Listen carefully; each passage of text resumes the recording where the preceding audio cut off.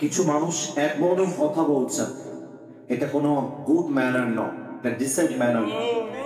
বলবেন সুন্দর হবে তত অডিয়েন্সের মাঝে ভদ্রতামূলক আচরণ থাকবে যত, এটা প্রয়োজন আছে। আমরা যেন কেউ মারামারি না করি। কুষ্টিয়াতে এমন পরিবেশ পাওয়া অত্যন্ত সৌভাগ্যের বিষয়। গত বছর এসেছিলাম মারামারিতে, আমি নিজে উল্টে পড়ে গেছিলাম মাঝে। তো আজ তো খুব সুন্দর উঠে এসেছি, মানুষগুলো কত সুন্দর জায়গাতে বসে আছে। এরকম পরিবেশ কুষ্টিয়াতে পাওয়া সত্যি বড় সৌভাগ্যের বিষয়। আমার প্রিয় ভাইরা, মেহেরবানি করে আমরা যেন কোনো প্রকার কোনো আওয়াজে না যায়। আমি সালাম দিয়েছি, তবে পরিবেশের সাউন্ডের জন্য আপনারা আমাকে জবাবটা দিতে পারেন নাই যথারীতি। এই জন্য আমি আবার সালাম দিব। সালাম দেওয়ার পরে আরবি খুতবা আমি পাঠ করতে চাই। আশা রাখবেন আপনারা আমাদের সবাই জবান খুলে দিল থেকে উত্তর দিবেন। সাউন্ড সিস্টেমটা আর একটু বেঞ্চ দাঁড়াবে, যুবকদের ওয়াজ বুঝতে কোনো সমস্যা না হয় এই সাউন্ড আরেকটা পেয়ে। আসসালামু আলাইকুম ওয়া রাহমাতুল্লাহি ওয়া বারাকাতুহু। إن الحمد لله نحمده ونستعينه ونستغفره ونؤمن به ونتوكل عليه ونعوذ بالله من شرور أنفسنا لا شبه له ولا شبيه له ولا ولد له ولا والد له وهو الواحد الفرد الصمد لم يلد ولم يولد ولم يكن له كفوا أحد। তাই যুবকরা আমাকে একটু ভালোবাসে বেশি, আমি যুবক আপনার কানেকশন হার্ট কানেকশন। আমি কি বুড়া নাকি বাবা? আমি বুড়া? আমিও যুবক, তোমরাও যুবক। অতএব আজ কথা বলবো কাউকে ভয় করে নয়, যা হোক কথা তা বলবো। যে বাধা দিবে তার পিঠের চামড়া একটা ভালো হবে। ভূমিকাতে তিনটা কথা বলে আমি আমার মূল তাফসীরে ফিরে আসতে চাই। আমার কথা কি বোঝা যায়? কথা না বলি বুঝি কেন? কথা তো প্রতি হবে, বোঝা কি যায়? বলার সময় ভূমিকায় আমরা কয়টা কথা বলতে চাই? আওয়াজ আসেনি ভাই, জোরে বলতে হবে। আরে কুষ্টিয়ার মাটি তো কাপুরুষের মাটি নয়। আমার সামনে কাপুরুষের বাচ্চা নয়, পুরুষের বাচ্চাগুলো আমার সামনে। আওয়াজ যেন আসতে না আসে। আরেকবার জিজ্ঞেস করি, বলার সময় কয়টা? এক নাম্বার কথা, অনেকের গায়ে লাগতে পারে, একটু মাজায় গামছা বেঁধে না। আমি হক কথা বলতে চাই, আপনার গায়ে লাগলেও বলবো, আপনার গায়ে না লাগলেও আমার ক্ষতি হবে ভাই, এটা আমার দায়িত্ব ভাই। এক নাম্বার কথা, আগামী ফেব্রুয়ারি মাসে নির্বাচন হতে পারে বলে আমরা ঘোষণা পেয়েছি, অ্যানাউন্সমেন্ট পেয়েছি। আমাদের মুসলমান হিসেবে প্রথম দাবি, বিগত সরকার দেখেছি মসজিদ বাইতুল মুকাররমে দাঁড়িয়ে জুমার খুতবা দেওয়ার যোগ্যতা লাগবে। 3 নাম্বার দাবি, আমি জানি না আমার যুবক ভাইরা আমাকে ঠিক কত জোরে বলবে, বাট আমার মনে হয় ইমাম থাকলে আজকে পুরো মাঠটা ঠিকের আওয়াজে কেঁপে উঠবে। দেখা যাক তোমাদের আওয়াজ কতটুকু আমার কানে আসে। আগামীর পার্লামেন্ট চলবে আল্লাহর এই কোরআন দিয়ে। দ্বিমত না একমত?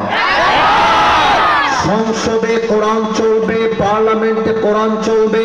আমরা সবাই চাই কি চাই না? মাঝে মাঝে মাহফিলে নো তাকবীর is not the perfect time for তাকবীর। Let's make it better. আর একটু পরে আমরা তাকবীর দিব। অনেকে দেখবেন মাহফিলের মাঝেই চিৎকার দিয়ে বলে, হুজুর রাজনীতির কথা বাদ দেন, কোরআন থেকে কথা বলেন, কোরআনের ওয়াজ করেন, তাফসীর করেন।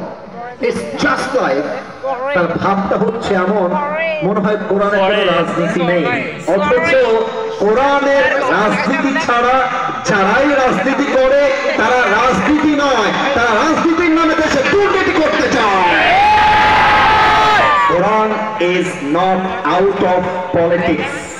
পলিটিক্স কোরআনে আছে, রাজনীতি কোরআনে আছে। এখন দেখেন আমরা সংসদে কোরআনটা কেন চাই, আইনটা কেন চাই? জাস্ট কোরআন ঠিক বললেই তো হয় না, আপনাকে পয়েন্ট বুঝতে হবে। এখানে জামাত ইসলাম আছেন, at the same time BNP লোক আছেন। I respect everyone from my heart. সত্য করে বলছি, আমি জামাত ইসলামকেও ভালোবাসি, বিএনপিকেও ভালোবাসি, এনসিপিকেও আমি ভালোবাসি। I respect everyone from my heart. কলিজার থেকে সবাইকে আমি সম্মান করি। বাট আপনি যদি কোরআনকে না চান, কোরআনের আইন পাশ করতে না চান, কোরআনের রাজনীতি করতে না চান, আপনি যতই বলেন আমি মুসলমান ঘরের সন্তান, আমি আফিক হুজুর পাথর খোদাই করে লিখে দিব, আপনি নামে মুসলমান, আপনি কাজে মুসলমান হতে পারেন না। আচ্ছা এবার কথা, আমরা হুজুররা কোরআন দিয়ে সংসদ চাই কেন? মুসলমানরা কোরআনের পার্লামেন্ট চাই কেন? আমি যুক্তিযত, একদম যুক্তিগত কথা বলছি। যদি আমার কথার কোনো ভুল হয়, জান আজকে একদম ডিক্লার দিয়ে দিলাম, আপনি দাঁড়িয়ে আমাকে অবজেক্ট করতে পারবেন, বাধা কর না কিছু। আমার পাগড়িওয়ালা ভাই মনে করেন যে আমি ওয়াজ শেষ করে যাওয়ার সময় আমাকে ধরেছে। আমি আবার রাজশাহীর ভাষাও পারি। রাজশাহীতে বলে কি বে তোর বাড়ি কতি বে, রাজশাহীর ভাষা। ভালোই দেখছি তুমি রাজনীতি নিয়ে ওয়াজ করছো। আগে বলতো যুবকদেরকে নিয়ে, আগে বলতো নারীর অধিকার নিয়ে, এখন বলছো পার্লামেন্টে কোরআন চাই। আপনি খালি কুষ্টিয়া রাস্তায় উঠেন, আপনাকে আমি দেখে নিব, আপনার ঠ্যাং আমি আজকে ভেঙে দিব। সে আমাকে বলছে, হুমকি দিচ্ছে। আমি বলছে এর বাড়ি কতিবে, একে ধরতো নিয়ে আসেন রামদা চাকু, ওকে আমি আজকে দেখে নিব। একটা চাকু নিয়ে আসছে, বা রামদা বা হাইসা বঠি, নাম কি ঠিক আছে না ভুল বললাম? একটা বঠি নিয়ে আসছে, বললাম ওকে আজকে দেখে নিব। একটা কোপ মারছি, ও ডান পা কেটে বিচ্ছিন্ন হয়ে মাটিতে পড়ে গেছে। বসে পড়ো। এবার আমার মুরব্বীরা বলছে এ হুজুরকে ধর ধর। হুজুর দাড়িওয়ালা, টুপিওয়ালা, পাগড়িওয়ালা পা কেটে ফেলেছে, হুজুরকে ধর। কোন মতে আমাকে ধরে কুষ্টিয়ার জেলে ভরে দেওয়া হয়েছে।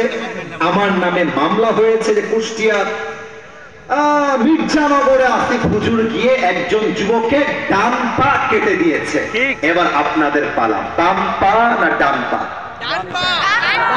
ভয় কিসের, বাম পা না ডান পা? উত্তরটা যদি আসতে দেন তাহলে আমার মনে হচ্ছে আপনারা হয়তো বা আমার পয়েন্টটা বোঝেন নাই। আমি কেটেছি ডান পা। বলেন সবাই বাম পা না ডান পা? এখন আগামীকাল আমার নামে মামলা হলো, 3 দিন পরে কুষ্টিয়া আপনি যতই টান দেন ধরে সমান সমান হবে না। এত আসতে কেন হবে? আচ্ছা বাম পাল্লায় আমি দিলাম 20 লাখ টাকা আর 3 বছরের জেল, আবার টান দেন, সমান সমান হবে? সমান সমান যদি করতে চান, আল্লাহর জমিনে আল্লাহর কোরআনের সংবিধান কায়েম করতে হবে।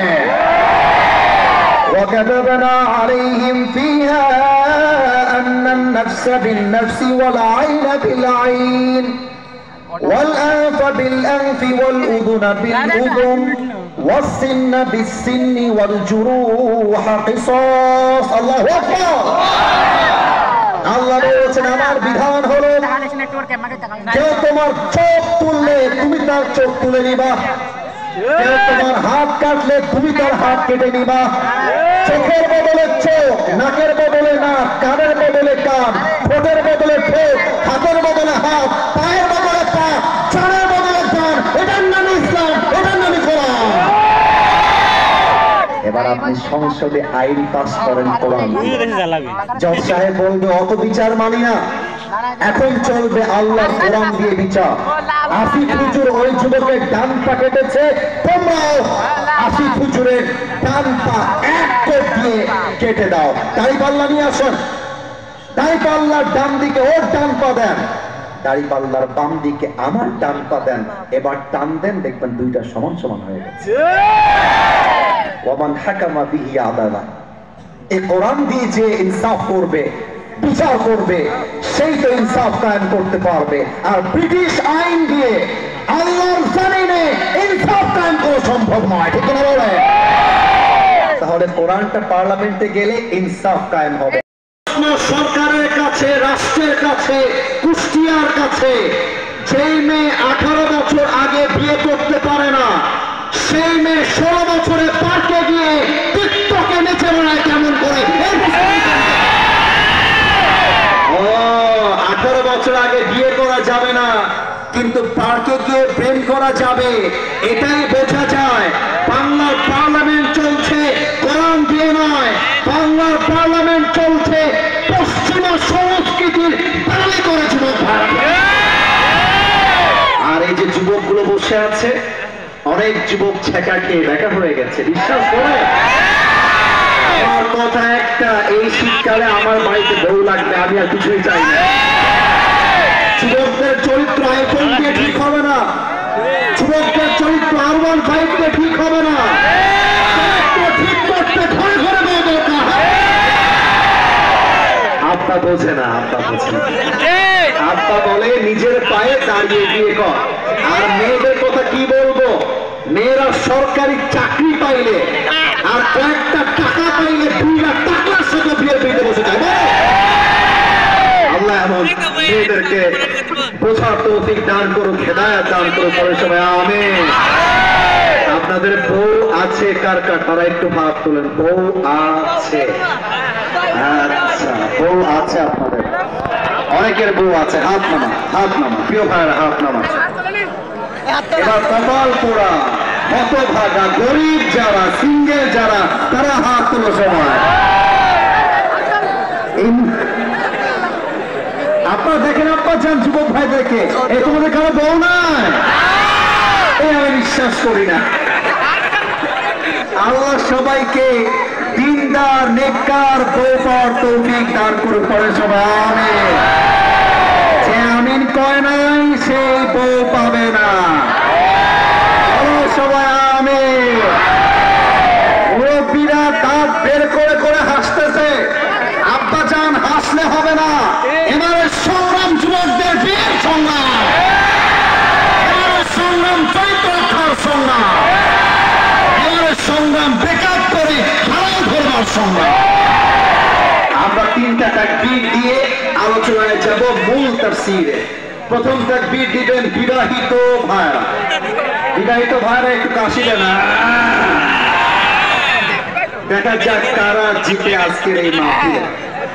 এই বিবাহিত ভাইরা, আমাদের মান সম্মান নষ্ট করা যাবে না, গায়ের জোরকে এক করে তাকবীর দিবেন। আমি বলবো লিল্লাহি তাকবীর, আপনি বলবেন আল্লাহু আকবার। দেখা যাক বিবাহিতদের সাউন্ড কেমন এই কুষ্টিয়ার মির্জানগরে। বিবাহিত ভাইরা আমার সাথে লিল্লাহি তাকবীর। 65, আপনারা নাম্বার পেয়েছেন 65। এবার সিঙ্গেলদের পালা, সিঙ্গেলদের কাছে মারা, দেখা যাক কারা জিতে তাকবীর দেওয়ার খেলা। সিঙ্গেলরা লিল্লাহি তাকবীর। বিবাহিত ভাইরা আমাকে মাফ করুন, আজকে আমার সিঙ্গেল ভাইরা সত্য বলছি, কম করে হলেও 90 নাম্বার পেয়ে তারা পাস। এবার কোনো ভাগাভাগি নেই, এমন যে তাকবীর দিবেন যে শেষ তাকবীরে আমি আসিফ হুজুর আমার মুরব্বীদেরকে নিয়ে স্টেজ ভেঙে নিচে পড়ে যাব। দেখা যাক সাউন্ড কেমন আসে। সোনামণি, এই তোর বিয়ে হবে না? ভিডিও ইম্পর্টেন্ট না, আমার কথা বুঝতে হবে। আমরা সবাই কাশি দিয়ে একবার দেখা যাক গায়ের জোর কত বেশি আছে। এটা ইউটিউবে যাবে, আগামীকাল প্রত্যেকটা জেলার মানুষ বলতে বাধ্য হবে কুষ্টিয়ায় মির্জানগরে আমার সামনে কোনো বিড়ালের বাচ্চা নয়, সব সিংহের বাচ্চাগুলো আমার সামনে বসে।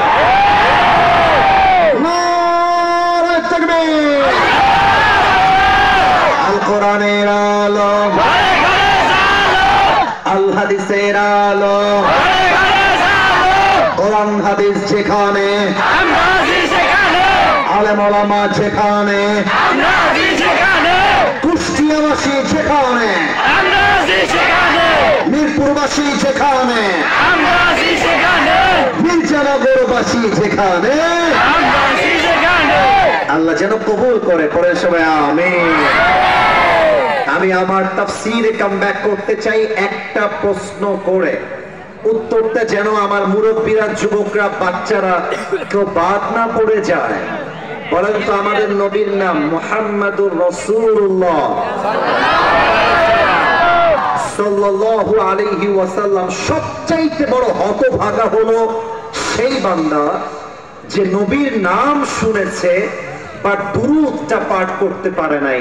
আমি বলবো মুহাম্মাদুর রাসূলুল্লাহ, সবাই আমরা দুরূদ পাঠ করব একসাথে। মুহাম্মাদুর রাসূলুল্লাহ সাল্লাল্লাহু আলাইহি ওয়াসাল্লাম। আমার কুষ্টিয়াবাসী নবীর উম্মত হতে পেরে আমরা সবাই খুশি না বেজার? নবীর আদর্শের সৈনিক হতে পেরে আমরা সবাই খুশি না বেজার? আমাদের আদর্শের নাম মুজিববাদী আদর্শ নয়, আমাদের আদর্শের নাম হচ্ছে বিশ্বনবীর আদর্শ। ঠিক না বলো? আমি আজকে কোরআন থেকে কয়েকটি আয়াত তেলাওয়াত করেছি, আয়াতগুলো আগে তর্জমা করতে চাই। আপনারা কি আমার কথা বুঝতে কোনো সমস্যা হচ্ছে কি ভাইরা? ওয়ামা আরসালনাকা ইল্লা রাহমাতাল লিল আলামিন। আল্লাহু আকবার। 17 নম্বর পারা, 10 নম্বর পৃষ্ঠা, সূরাতুল আম্বিয়া 107 নম্বর আয়াত। আল্লাহ তাআলা বলছেন, "O my prophet, I have sent you as a mercy for the entire universe." হে রাসূল, আমি আল্লাহ আপনাকে গোটা বিশ্বের জন্য রহমত করে পাঠিয়েছি। সুবহানাল্লাহ বলবেন না তো? 1 নম্বর আয়াত, জীবন থেকে বিলীত করে দিবা। আমার জীবনে বেঈমানের কোনো জায়গা না। ক্ষমা হবে, আমার জীবনে জায়গা হবে না। দেখেন তো মক্কা বিজয়ের ইতিহাস, আল্লাহ রাসূল বাবুরা,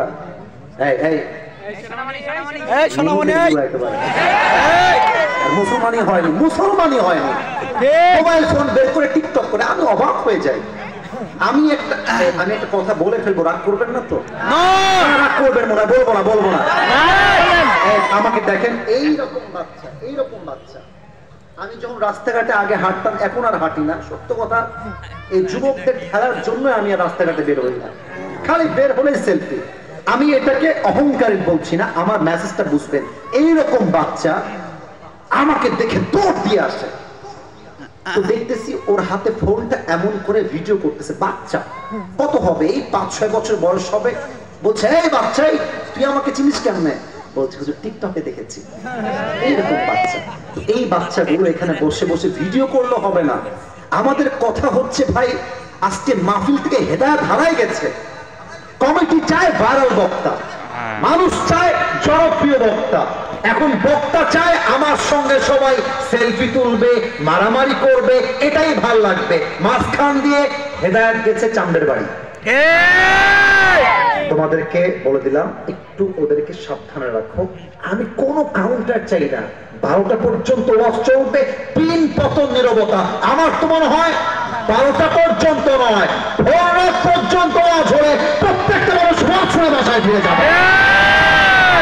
কুষ্টিয়ার মাটি, ইসলামের ঘাঁটির জায়গা।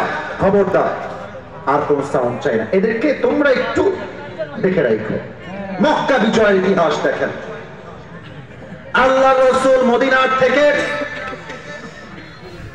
10,000 মুসলমান নিয়ে মক্কায় আসতেছেন, মাঝ রাস্তায় থেমে গেছেন, ডাক দিয়ে বলছেন সাহাবায়ে কেরাম শোনো, এই মুহূর্তে তোমরা বাথরুম বানাও কম। এই বাচ্চা বাচ্চা তোমরা আওয়াজ করছো, বাবুরা প্লিজ এটা তাকবীর দেন দেখি, আল্লাহু তাকবীর, লিল্লাহি তাকবীর। আচ্ছা আরেকবার আমরা স্লোগান দিব, আল কোরআনের আলো, আল হাদিসের আলো,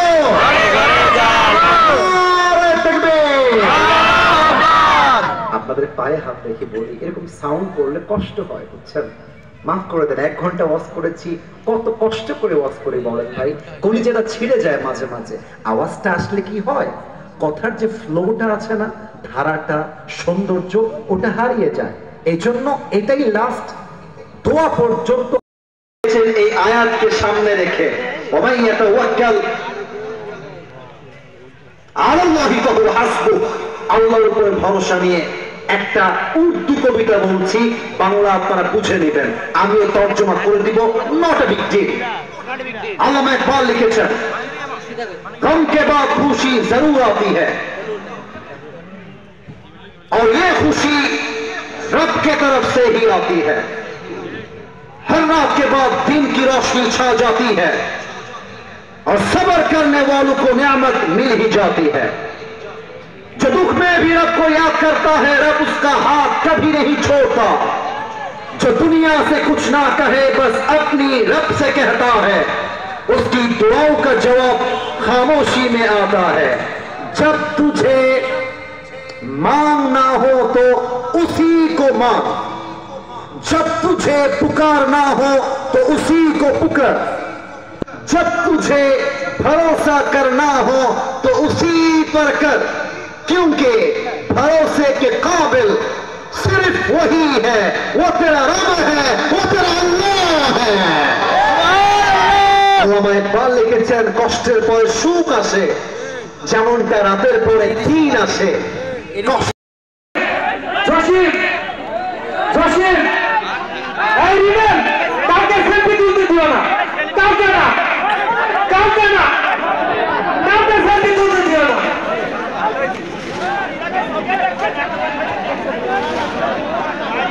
আমি এমন না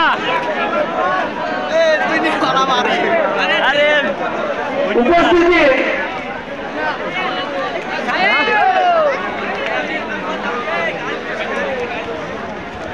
স্বেচ্ছাসেবক যারা প্রধান বক্তাকে তোলার